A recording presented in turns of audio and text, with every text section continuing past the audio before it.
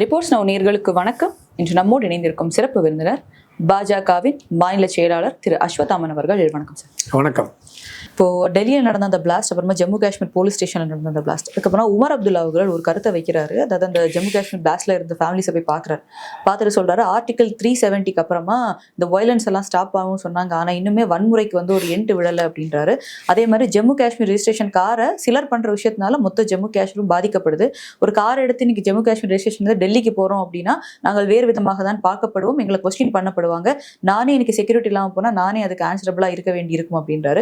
So இந்த செக்யூரிட்டியை நாங்க பார்க்க முடியாது, மத்திய அரசும் எல்ஜியும் தான் இதை பார்க்கணும் அப்படின்ட்டு. அதாவது காஷ்மீரை பொறுத்தவரை, ஜம்மு அண்ட் காஷ்மீரை பொறுத்தவரை 370 அப்ரோகேஷனுக்கு பிறகாக எவ்வளவு அமைதி அங்கு வந்திருக்கிறது அப்படிங்கிறது எல்லோருக்குமே தெரியும். 370 ரிமூவ் பண்ணவே முடியாது, ரிமூவ் பண்ணால் பத்தி எரியும்னு சொல்லப்பட்ட காலம்லாம் இருக்கு. அது நினைச்சு கூட பார்க்க முடியாதுங்க அப்படின்னு ரொம்பவும் ஸ்மூத்தாக அந்த விஷயத்த பாரதிய ஜனதா கட்சி அரசு செய்தது, ரொம்ப ஸ்மூத்தாக பண்ணுச்சு. அதற்கு பிறகாக கூட இத்தனை ஆண்டுகள் கழித்தும் கூட அந்த அமைதியை ஒரு சில தாக்குதல்கள், பகல்காம் இந்த மாதிரியான ஒரு சில தாக்குதல்கள் தாண்டி அதை எல்லாத்தையும் நீங்கள் கண்டோன் பண்ணக்கூடிய அளவிலான நம்பர்ஸ். அதாவது முன்னாடி நடந்தது என்ன அப்படின்னா, நீங்களும் நானும் காஷ்மீருக்கு போகவே முடியாது. இப்போ நீங்க தமிழ்நாடு மாதிரியான மாநிலங்களோட கம்பேர் பண்ணீங்கன்னா காஷ்மீர் இன்னும் கொஞ்சம் அலைன் ஆகி வரணும் அப்படின்னு வேணா சொல்லலாம். ஆனா காஷ்மீர் முன்னாடி இருந்த Kashmir before 370 அப்ரிகேஷன், after 370 அப்ரிகேஷன், drastic change. இதை நம்ம யாராலையுமே மறுக்க முடியாது. இன்றைக்கு காஷ்மீரை நோக்கி இன்வெஸ்ட்மெண்ட்ஸ் வருது, காஷ்மீர்லேருந்து நிறைய ஸ்டார்ட் அப்ஸ் வருது, காஷ்மீர்லேருந்து நிறைய பிஸ்னஸ் என்டர்பிரினர்ஷிப், விமன் என்டர்பிரினர்ஷிப் நிறைய பார்க்குறோம். நம்ம நிறைய பேர் படிக்கிறாங்க, லே பகுதியில் யூனிவர்சிட்டிஸ் கட்டப்படுது. வளர்ச்சியை நோக்கி, வளர்ச்சியின் பாதையின் உள்ளாக காஷ்மீர் உள்ளே வந்து கொண்டே இருக்கிறது. ஒரு புறம் பாகிஸ்தானுடைய கொட்டத்தை சுத்தமாக நம்ம நசுக்கிட்டோம். அங்கே டெரரிஸ்ட் கேம்ப், அந்த மறுபடியும் அந்த கட்டமைப்புகள் உருவாவதற்கே இன்னும் 5-10 ஆண்டுகள் ஆகும் என்கிற ஒரு நிலையை நம்ம உருவாக்கியிருக்கோம். இங்கேருந்து கம்ஃபர்டபுளாக நடிச்சிருக்கோம். நான் அந்த ஆப்ரேஷன் சிந்தூர் பற்றி ரொம்பவும் நான் புரிய வைக்க ட்ரை பண்ணுறேன். அதாவது என்னென்னா, நீங்கள் நம்ம நாட்டுக்கும் பாகிஸ்தானுக்கும் சீனாவுக்கும் நிறைய போர்கள் நடந்திருக்கிறது. கார்கில் போர் கூட நடந்திருக்கிறது. கார்கில் போர் நமக்கு மிகப்பெரிய வெற்றி. ஒரு ஸ்கொயர் இன்ச் இடத்த கூட யாரும் ஆக்கிரமிக்கலை என்று சொன்னாலும் கூட அது ஒரு போர். நம்மளும் நின்று போர் பண்ணோம், அவங்களும் நின்று போர் பண்ணாங்க, நம்ம வீரர்களும் இறந்தாங்க, அவங்க சைடில் லாசஸ் அதிகம். ஆனால் அது களத்தில், போர்க்களத்தில் நடந்த போர். ஆப்ரேஷன் சிந்தூர் என்ன, இங்கே உட்காந்துக்கிட்டு கம்ஃபர்டபுளாக அடித்தோம். லாகூர்லேருந்து ராவல்பிண்டி வரைக்கும் அவனுடைய நகரங்களில் நேராக போய் எங்கெங்கெல்லாம் டெரரிஸ்ட் உட்காந்துருக்கான், டெரரிஸ்ட் மண்டை மேலே போய் கொண்டு வந்தது. அவனுடைய இராணுவ தளபதியுடைய குடும்பம் வரை பதுங்கு கோயில ஒதுங்கியது. அவங்க பிரதமர் எங்கே போய் ஒழிஞ்சாருன்னு தெரில. ஒட்டுமொத்த நாடும் ஆடி போயிருந்தது. நாம் நினச்சிருந்தா என்ன வேணால் பண்ணியிருக்கலாம். நாம் தீவிரவாதிகளை அட்டாக் பண்ணிட்டு நம்ம விட்டுட்டோம். இதுக்கு மேலே நீ விளாட்டினா மறுபடியும் அடி விடும் அப்படின்னு சொல்லி, இந்த மாதிரி கம்ஃபர்டபுளாக இதற்கு முன்பாக எந்தெந்த நாடுகள் உலக வரலாற்றில் அடிச்சிருக்கு? ஒரே நாடு அமெரிக்கா. அமெரிக்காவில் செப்டம்பர் 11 தாக்குதலுக்கு பிறகு ஆப்கானிஸ்தானில் போயிட்டு அவங்க தேடுதல் வேலையை நடத்துகிறாங்க, பின் லேடன். பாகிஸ்தானில் பின் லேடன் இருக்காருன்னு அவங்களுக்கு தகவல் வந்தது. பாகிஸ்தான்கிட்ட பெர்மிஷனை கேட்டாங்க. சார் உங்கள் ஊரில் நீங்கள் தான் அவரை பதுக்கி வச்சுட்டு இருக்கீங்க, நாங்கள் ஹெலிகாப்டரில் தூக்கிட்டு போக போகிறோம்னு சொன்னாங்களா. உள்ளே சர்ஜிக்கல் ஸ்ட்ரைக் பண்ணி கொண்டு போனாங்க. இந்த மாதிரி அமெரிக்கா மாதிரியான நாடுகள் மட்டுமே செய்து கொண்டிருந்த விஷயத்தை இன்றைக்கு இந்தியா செய்திருக்கிறது. சைனா எங்கே செஞ்சிருக்கா கேள்விப்பட்டிருக்கீங்களா? வேற எந்த நாடு செஞ்சு நீங்கள் கேள்விப்பட்டிருக்கீங்க? அமெரிக்கா செஞ்சிருக்கு, இஸ்ரேல் செஞ்சிருக்கு, ரஷ்யா செஞ்சிருக்கு. ஒரு சில நாடுகள் மட்டும்தான் உலக அளவில் மிகப்பெரிய வல்லரசுகளாக பார்க்கப்படுற நாடுகள் செஞ்சிருக்கு. ஆனால் இந்தியா செஞ்ச அளவிற்கு கம்ஃபர்டபுளாக வேற எந்த நாடும் செய்யலை. ஏன்னா பாகிஸ்தானும் இந்தியாவும் ஈக்குவல் எனிமியா பார்க்கப்பட்ட ஒரு காலகட்டம் இருந்தது.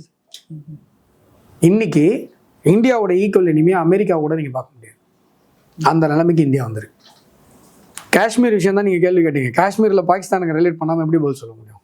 எல்லாம் அங்கிருந்து வர்றது தானே. இப்போ தமிழகத்துல கவர்னர் ஒரு முறை சொல்லியிருக்காரு, அதாவது இந்த என்ஐஏ அப்படின்றதுக்கு தமிழகத்துல ஒரு பிரான்ச் கண்டிப்பாக வேணும் அப்படின்றத ஒரு பல முறை வந்து நினைவு கூறியிருக்காரு. ஏன்னா இப்போ இந்த விஷயம் நடக்கும்போது இந்த ஒயிட் காலர் ஜாப் டெரரிசம் அப்படின்றது வந்திருக்கு அப்படின்றது எல்லாருக்கும் ஒரு ஆச்சரியக்குரிய விஷயமாக தான் இருக்குது. ஏன்னா படிப்பறிவு இல்லாத யாரோ ஒருத்தங்க மூளை செலவு செய்யப்படுவாங்கன்னு பார்த்தா டாக்டர்ஸ், டீச்சர்ஸ் இந்த மாதிரி இருக்கவங்க எல்லாமே மூளை செலவு செய்யப்பட்டிருக்காங்க அப்படின்றப்போ அன்னைக்கு கவர்னர் சொன்ன அந்த விஷயம் வந்து சரியாகும் விதமாக தானே இருக்கு. தமிழகத்துல என்னென்ன விஷயங்கள் யார் யார் இருக்காங்க அப்படின்றது இன்னும் தெரியாது. சில விஷயங்கள் வந்து கைது செய்யப்பட்டிருக்காங்க. அதை தாண்டி பின்லேடன் என்னெல்லாம் படிச்சிருக்காருன்னு கேள்விப்பட்டிருக்கீங்கல்ல? பிஹெச்டிலாம் படிச்சிருக்காரு, பெரிய இன்ஜினியர் அவர்.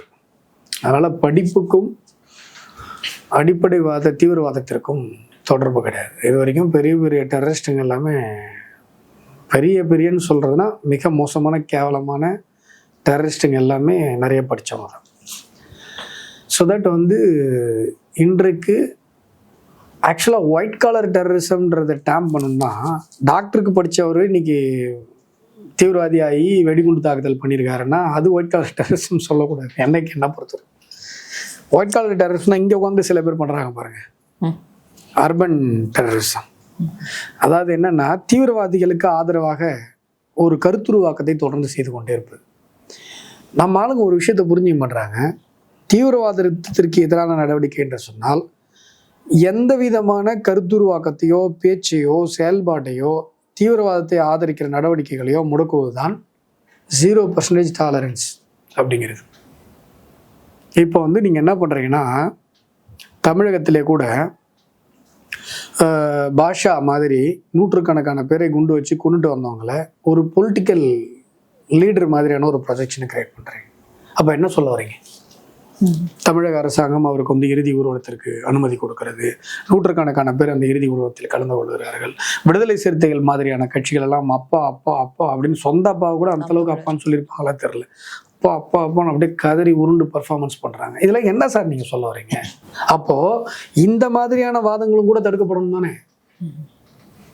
நீங்க என்ன இப்போ சார் நீங்க யோசிச்சு பாருங்களேன், நீங்க என்ன சொன்னீங்க, ஏங்க சோஷியல் மீடியாவில் போஸ்ட் போட்டவங்கலாம் என்னைய அரெஸ்ட் பண்ணாதுங்க இப்படிலாம் பேசி நீங்கள் விவாதங்களில் பார்த்துருப்பீங்க. இப்போ இந்த டாக்டர்ஸ்லாம் சேர்ந்து இந்த மாதிரியான ஒரு திட்டமிடுதல் 2900 கிலோ ரேசின் விஷப்பொருள் கைப்பற்றப்பட்டிருக்கிறது.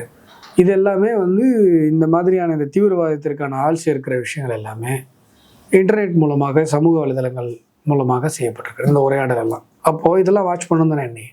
இங்கே தமிழகத்தை பொறுத்தவரை நமக்கு ஒரு மிகப்பெரிய ஆபத்து சூழ்ந்து கொண்டிருக்கிறது.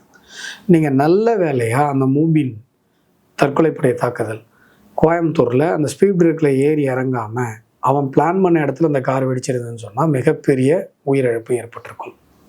அதற்கு பிறகு என்ஐஏ விசாரணையில் சத்தியமங்கலம் காட்டுப்பகுதிகளில் தீவிரவாதிகளுக்கு ஆயுத பயிற்சி தரப்பட்டிருக்கிறது என்கிற செய்தி வெளியானது.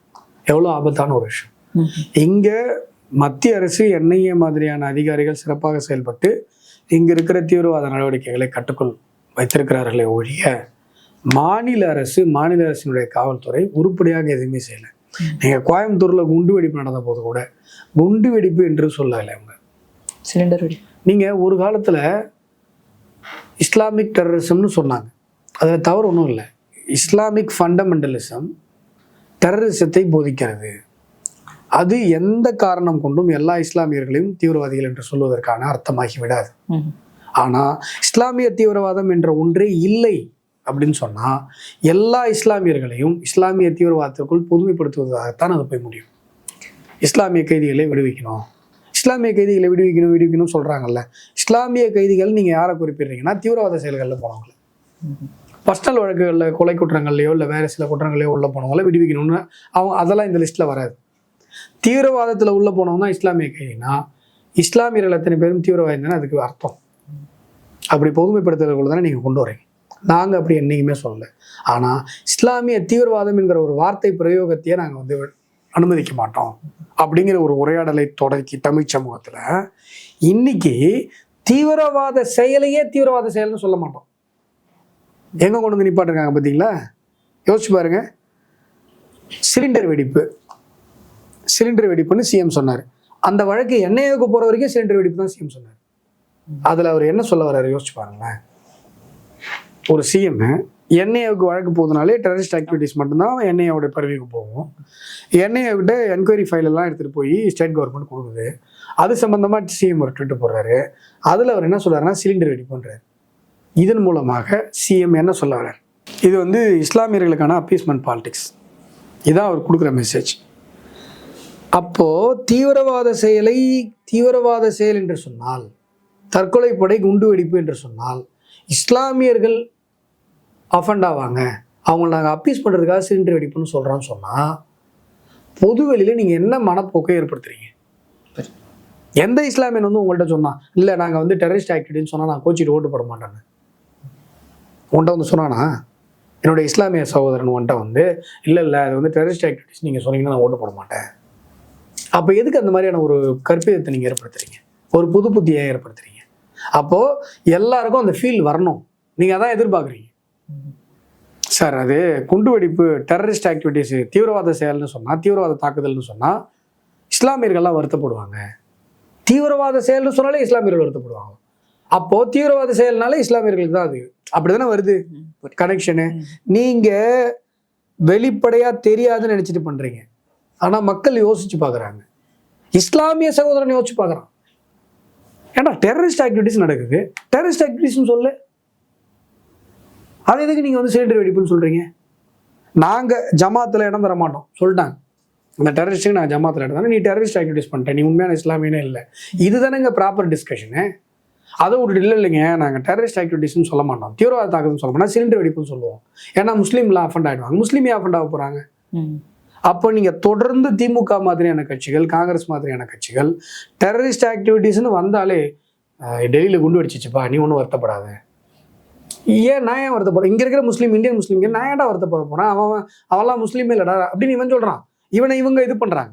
சினிமா நிகழ்ச்சிகள்லாம் அழுவுன்னுவாங்களே அந்த மாதிரி. இல்லை என்ன இல்லை டெரரிஸ்ட் ஆக்டிவிட்டிஸ் பண்ணோட கைது பண்ணுறாங்க. இதில் ஏன் எல்லா முஸ்லீம்ஸ்க்கும் ஏன் டென்ஷன் ஆக போகுது? நீங்கள் ஏன் அது டென்ஷன் ஆகணும்னு எதிர்பார்க்குறீங்க? அதை பண்ணிட்டு சார் என்ன சார் இஸ்லாமிக் டெரரிசம் சொல்லிட்டீங்க, இஸ்லாமிக் டெரரிசம் ஒன்று இல்லையா? இருக்கா இல்லையா? இருக்கு. அதை இஸ்லாமியர்களும் ஒத்துக்க மாட்டேன்னு சொன்னாங்களா? கண்டிப்பாக இஸ்லாமிக் டெரரிசம் இருக்குது, இஸ்லாமியர்களும் ஒத்துக்கிறாங்க. இஸ்லாமிக் டெரரிசம் என்பது இஸ்லாமிக் கிடையாதுன்னு இந்தியன் முஸ்லீம்ஸ் பேசுகிறாங்க. அதுதான் ஆரோக்கியமான கருத்து. There is no space for terrorism in இஸ்லாம்னு பேசுறது தான் கரெக்டே ஒழிய இஸ்லாமிக் டெரரிசம்ங்கிற டெர்மினாலஜியே தப்புன்னு சொல்கிறது முட்டாள்தனம். நீங்கள் அங்கே தான் என்ன பண்ணுறீங்க, அப்பீஸ் பண்ணுறேன்னு சொல்லி முஸ்லீம்ஸ் அப்பீஸ் பண்ணுறேன்னு சொல்லிட்டு எல்லா முஸ்லீம்ஸையும் கொண்டு வந்து அந்த பட்டிக்குள்ளே அடைக்க பார்க்குறீங்க. இப்போ டெல்லியில் கார் குண்டு வெடிப்பு செத்தான்ல, அவன் ஒரு வீடியோ போட்டிருக்கானா இல்லையா? அந்த வீடியோவில் என்ன சொல்லியிருக்கான்? உயிர் தியாகம். எதில் உயிர் தியாகம்? எங்களுடைய இதில் இஸ்லாமில். இதை யார் கண்டன் பண்ணணும்? யார் கண்டன் பண்ண சொல்லுங்க? இஸ்லாமில் நான் போய் குண்டு வச்சு 10 பேரை கொல்றது உயிர் தியாகம். It is not a terrorist activities. இது என்ன பொறுத்த வரைக்கும், எங்களுடைய மதத்தை பொறுத்த வரைக்கும் இது உயிர் தியாகம். இதை யார் வந்து அப்போஸ் பண்ணணும்? இஸ்லாமியர்கள். இப்போ நீங்கள் வந்து இந்துத்துவத்தில் தீண்டாமை என்பது இந்து தர்மத்தில் ஒரு பார்ட் அப்படின்னு யாரோ ஒருத்தர் சொல்கிறாருன்னு வைங்களேன், எல்லா இந்துக்களும் கிடையாதுன்னு யாரா சொன்னா உனக்கு, நீ வேதத்தை ஒழுங்கா படின்னுவாங்க. புரியுதுங்களா? அப்படி இருக்கும்போது உங்களுடைய மதம் சார்ந்து ஒரு தீவிரவாத ஒரு வீடியோ போடுறான்னும் போது எப்படி இதை வந்து எல்லா இஸ்லாமிய தலைவர்களும் லைனாக வந்து என்ன பண்ணணும், கண்டம் பண்ணணும். நீங்கள் என்ன தெரியுமா பண்ணுவீங்க? காங்கிரஸ் திமுகலாம் ஒரு இஸ்லாமிய தலைவர் வந்து கண்டன் பண்ணாருன்னா வேலையாக அவரை பார்த்து நீ என்ன இஸ்லாமியனா இல்லையா, எப்படி நீ இதை பண்ண, ஏன் கண்டன் பண்ணேன்னா அவனுக்கு மறைமுகமாக அழுத்தம் கொடுப்பீங்க. நேரடியாக நீங்கள் வைக்கிற கேள்வி, நீங்கள் வைக்கிற துணி. இப்போ தமிழ்நாட்டில் ஒரு இஸ்லாமிய சகோதரன் ஒரு இந்தியன் முஸ்லீமா ஒரு கருத்தை முன்வைக்கிறான், ஒரு டெரரிசம்க்கு எதிராக பேசுகிறான். There is no space for terrorism in இஸ்லாம்னு சொல்லி பேசுகிறான். டெரரிசம் வந்து இஸ்லாமோட இது கான்செப்சுவலாக கனெக்ட் இல்லை, அவங்க குரான்ல இருந்து தப்பாக புரிஞ்சுக்கிட்டாங்க, குரானில் அப்படி சொல்லப்படவே இல்லைன்னு பேசுகிறான்னு வைங்களேன், வேலை அவனை தூக்கிட்டு வந்து உட்கார வச்சு நீ சங்கியான்னு கேட்பீங்க. மீடியா கேட்கும், பொது புத்தி கேட்கும். இது என்ன மாதிரியான மனநிலைங்க? அங்கே இருக்கிற பிரச்சனையை அங்கே இருக்கிற இளைஞர்கள் தானே சரி பண்ணணும். இப்போது இதே மாதிரியே நீங்கள் என்ன பண்ணுறீங்க, இஸ்லாம் டெரரிசம்ங்கிற வார்த்தையை பயன்படுத்தக்கூடாது, தீவிரவாத குண்டு வெடிப்புனா தீவிரவாத குண்டு வெடிப்புன்ற வார்த்தையை பயன்படுத்தக்கூடாது, இப்படின்னு சேஃப் ஜோனுக்குள்ளே வச்சுட்டே இருக்கீங்கன்னு வைங்களேன். சாதாரணமாக சமூக வலைத்தளத்தில் சாதாரணமாக அவனுடைய மதத்தில் ஒரு பற்று இருந்து பின்பற்றுற ஒரு இளைஞனை கூட தீவிரவாத பாதைக்கு யாரும் எளிமையாக அழைச்சிட்டு போயிடுவாங்கல்ல. டெரரிசம்ன்ற அந்த வார்த்தைக்கு இஸ்லாத்தில் ஸ்பேஸ் இல்லை அப்படின்னு பேசுகிற முஸ்லீம்ஸோட வாய்ஸுக்கு சப்ரஷன் இல்லாமல் இருந்தால் தானே இளைஞர்கள் டெரரிஸ்ட்டை நோக்கி போகிறத நீங்கள் தடுக்க முடியும். கண்டிப்பா. நீங்கள் அந்த வாய்ஸ் எல்லாம் சப்ரஸ் பண்ணுறீங்க, பேசக்கூடாதுங்கிறீங்க, பேசினா நீ முஸ்லீம் படம் கேட்குறீங்க.